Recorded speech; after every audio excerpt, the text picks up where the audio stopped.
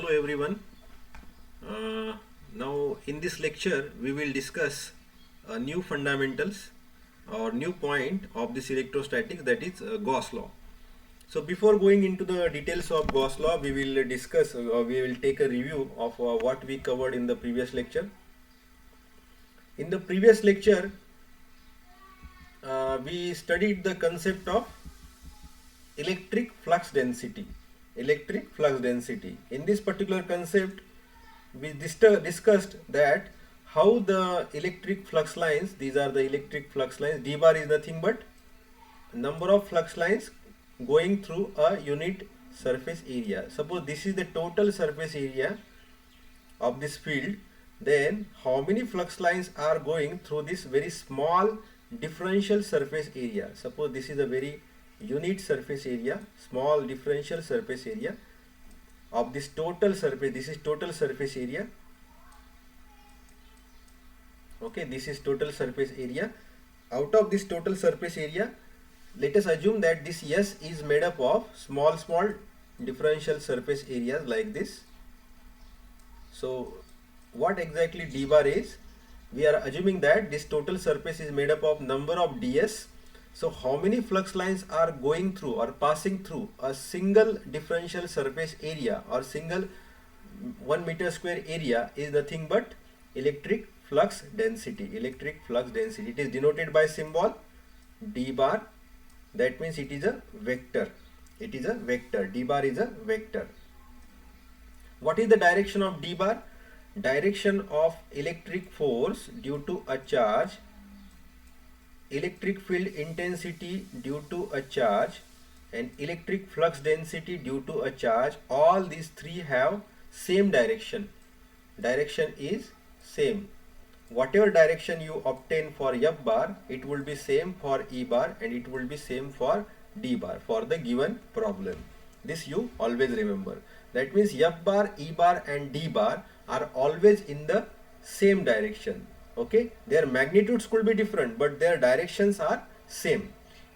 So electric flux lines are denoted by symbol psi. This is called as psi. It is measured in coulombs. Okay, so with this definition we derived that electric flux is related with d bar with this formula, and we discussed in the last lecture that whatever E bar formulas we are having in the previous videos or previous lectures, from those formula we can obtain the formula of D bar just by using this relationship. You can obtain the D bar formula for infinite line charge, infinite surface charge or point charge. For that only you have to multiply E bar with epsilon 0. This is very useful relationship. So once you are having E bar, by multiplying it with epsilon 0 you will get electric flux density d bar. So this is very important relationship. Using this relationship we can obtain the formula of d bar for point charge, for line charge and for surface charge. This we discussed in the last lecture. We also solved one problem with this concept. Now in this lecture we are going to discuss the Gauss law. This is the second very important fundamental law in electrostatics. First law we covered is Coulomb's law, second is Gauss law. From that Coulomb's law we studied what is electric force, we studied what is electric field intensity, how we obtained electric field intensity from force. Electric field intensity E bar is always equal to force per unit charge. This, if you can recall back this formula, E bar is equal to force is also a vector, force per unit F bar per unit charge. So this was the relationship between E bar and F bar. That means force we obtained from Coulomb's law. From this force we obtained E bar. Okay, and from this E bar or electric flux lines we obtain D bar. Okay, so all these concepts we derived from Coulomb's law, and from this Coulomb's law only we solved the problem of E bar due to line charge, due to surface charge, etc. So this was the part of under Coulomb's law. Now we will study Gauss law.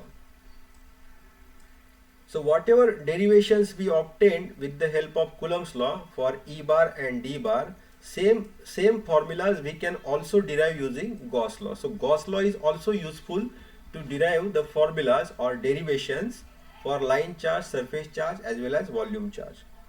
Okay, but what exactly the Gauss law is? Gauss law states that total electric flux psi passing through any closed surface. Closed surface means what? Surface is a plane surface like this, which has two dimensions, dimension number 1 and dimension number 2. So only two dimensions are there for this plane surface. But what do you mean by closed surface? Closed surface is it is not a plane surface, it is closed. For example, sphere is there. This is your sphere.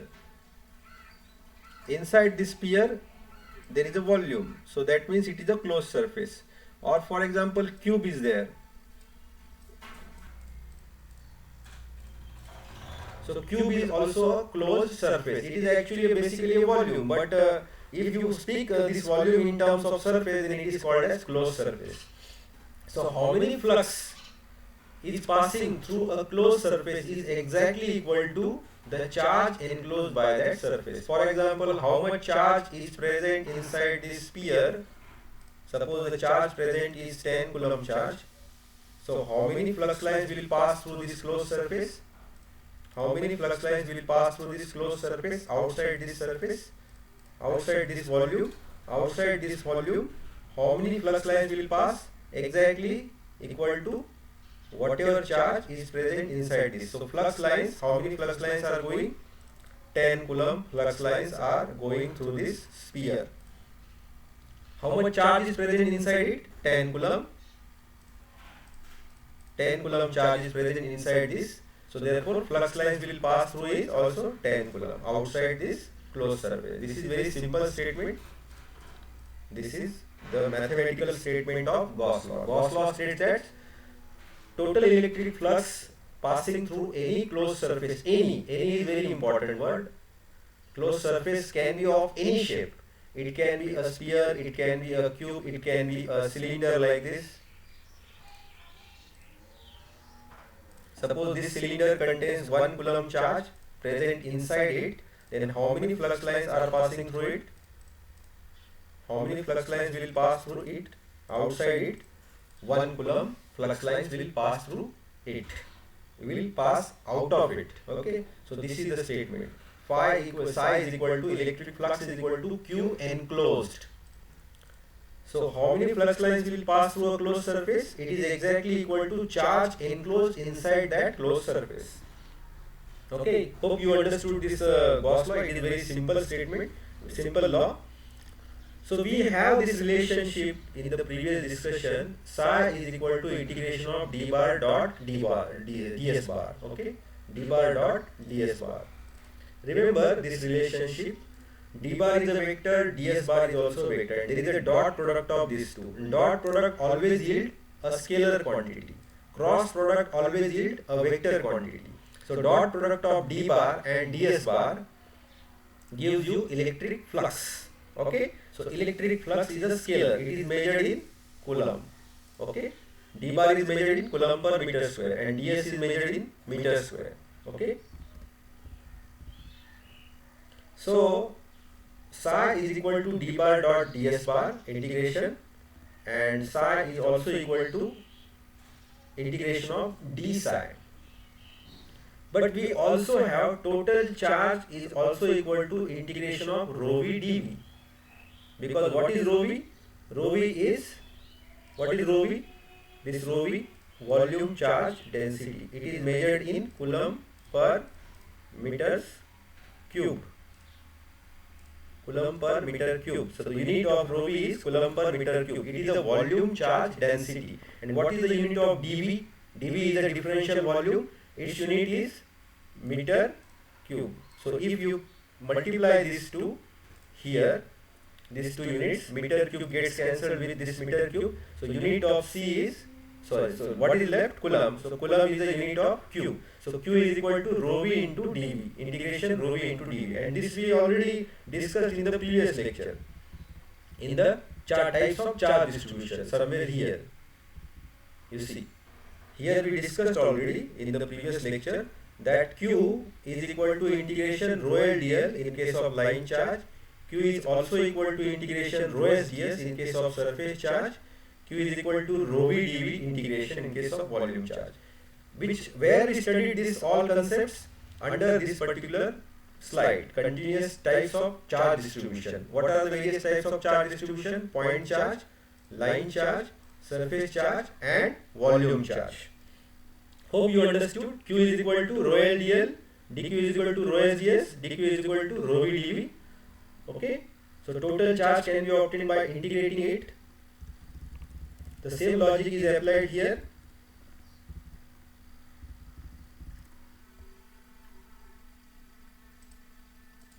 So Q is equal to integration rho V into dV. Okay, so we obtained that psi is equal to Q is equal to integration rho V dV. Okay, so Q is equal to, and we have Q is equal to psi. Q is equal to psi.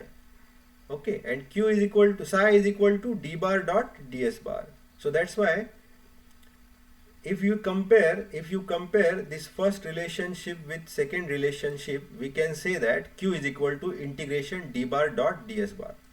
By comparing these two, we will get Q is equal to d bar dot ds bar, and again comparing these two, we can equate this equal to rho V into dV, integration rho V dV.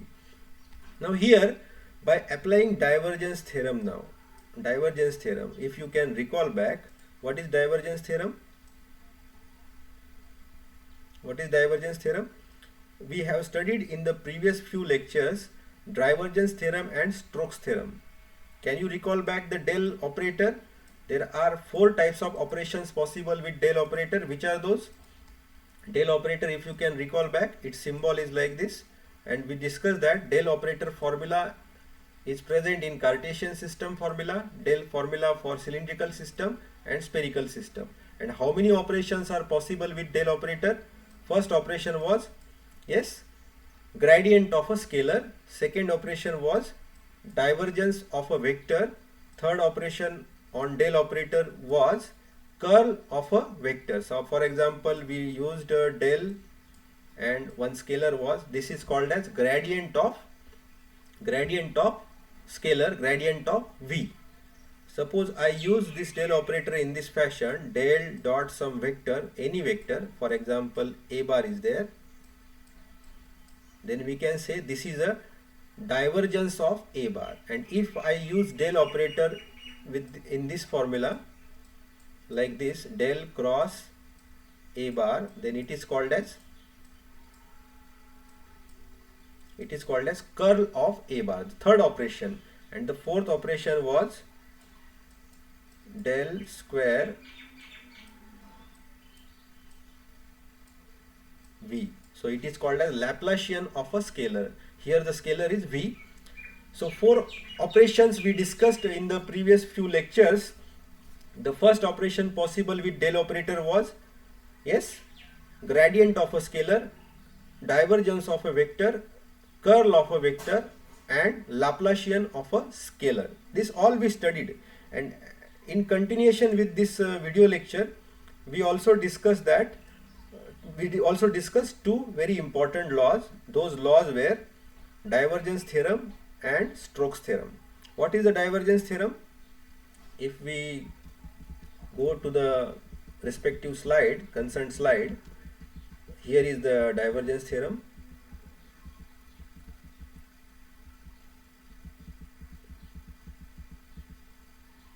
And here is the divergence theorem. This is the del operator in Cartesian system. This is the del operator in cylindrical system. This is the del operator formula in spherical system. Please take a review or go through the video lecture on del operator. And the gradient operation on scalar, 3 formulas for 3 different systems. We already discussed in that particular lecture. A detailed discussion is also made on divergence of a vector in 3 systems. How to recall back, how to memorize these formulas, I also discussed in detail in that particular lecture. One problem is also solved in that particular lecture. In the same lecture, we also discussed how to obtain curl of a given vector A bar.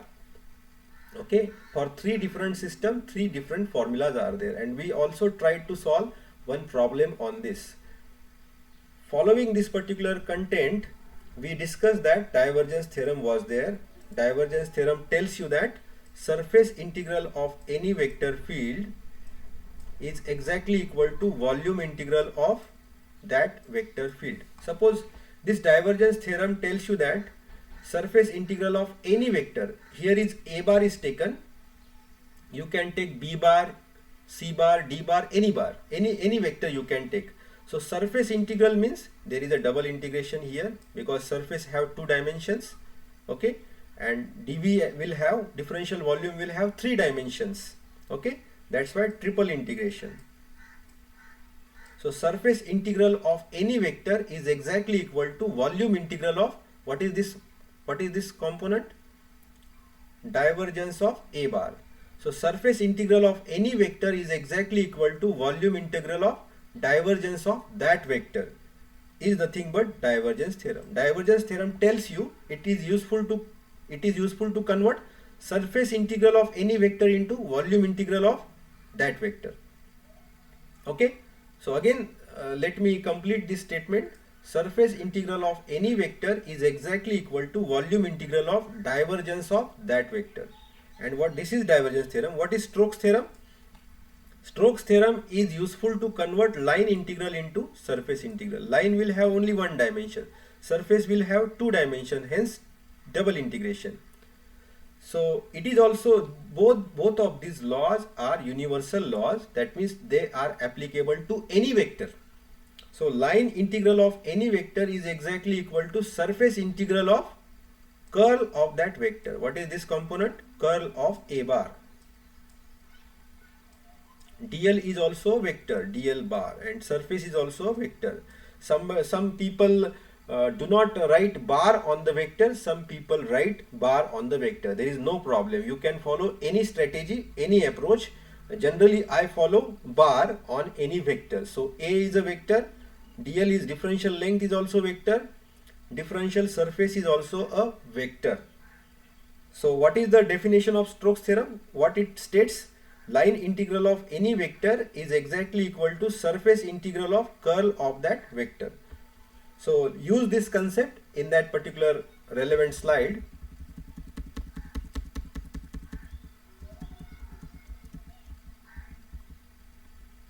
Here is this.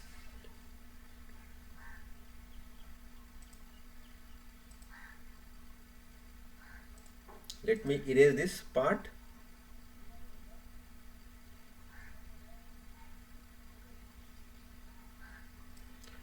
So where we left off this particular slide, we stated that Gauss law states that flux passing through any closed surface is exactly equal to charge enclosed by that closed surface. Closed surface means it is a volume, okay? Volume can be a cylinder, it can be a sphere, it can be any irregular shaped volume, okay? So we also have psi is equal to integration d bar dot ds bar. This formula came from this particular slide. So by comparing these two equations, we will get q is equal to d bar dot ds bar, and we also have this particular formula. So q is equal to rho v dv. So you can add this particular right hand side here, okay? So the formula became this. Now by applying divergence theorem to this particular formula. What is divergence theorem? Divergence theorem is useful to convert surface integral into volume integral or volume integral into surface integral. Now you convert this particular portion into volume integral. By converting this portion into volume integral with the help of divergence theorem, you will get surface integral of any vector is equal to volume integral of divergence of that vector. So this part can be written as like this. So this part can be written in this fashion. Now comparing these two, comparing right hand side of this equation and right hand side of this equation, because they are same, by comparing these two you get rho v is equal to del dot d bar. That means volume charge density is equal to divergence of d bar. So this is very important relation. It is also called as Gauss law. This statement is also a Gauss law. This is also a Gauss law statement, and this is also a Gauss law statement. This particular statement, involves integration. That's why it is called as integral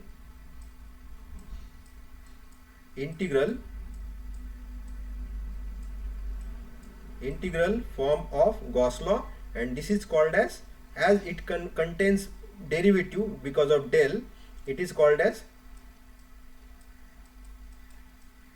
point form of Gauss law. This is integral form of Gauss law.